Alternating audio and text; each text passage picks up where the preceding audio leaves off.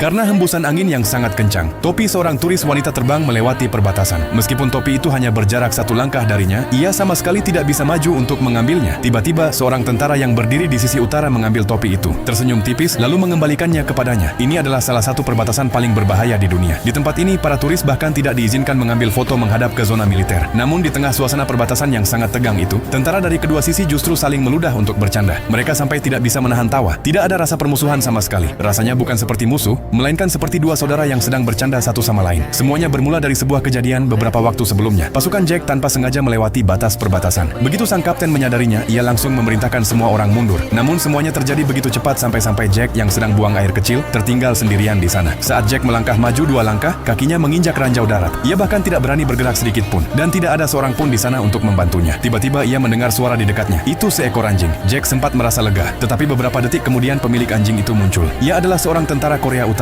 Keduanya berdiri saling berhadapan. Lalu seorang tentara Korea Utara yang lebih tua datang dari belakang dan menangkap Jack. Namun ketika mereka sadar bahwa kaki Jack berada di atas ranjau, suasana langsung menjadi sangat tegang. Tetapi kemudian mereka melepaskannya dan mulai pergi, seolah membiarkannya menghadapi nasibnya sendiri. Karena ingin menyelamatkan nyawanya, Jack akhirnya meminta bantuan kepada musuhnya sendiri. Tentara tua itu kembali datang. Dengan sangat hati-hati, ia melepas pemicu ranjau tersebut. Bahkan sebelum pergi, ia memberikan pemicu itu kepada Jack sebagai kenang-kenangan. Saat itulah Jack sadar bahwa ia akan selamat. Dan untuk pertama kalinya, ia mengerti bahwa tentara utara tidak seberbahaya yang selama ini dikatakan oleh para atasannya. Mereka juga manusia biasa seperti dirinya. Beberapa waktu kemudian, saat menjalankan sebuah operasi, pasukan Jack kembali bertemu dengan tentara Korea Utara. Namun kali ini tidak ada ketegangan sama sekali. Komandan dari kedua pihak berjalan mendekat dan saling bertukar rokok. Terlihat jelas bahwa mereka sudah saling mengenal sejak lama. Di medan perang sungguhan mereka mungkin musuh, tetapi di tempat itu mereka berdiri seperti saudara. Jack langsung mengenali tentara tua yang pernah menyelamatkan hidupnya, dan tentara tua itu juga segera mengenali Jack. Setelah itu, kedua pihak pergi begitu saja seolah tidak terjadi apa-apa. Suatu hari saat berjaga, Jack kembali bertemu dengan tentara tua itu.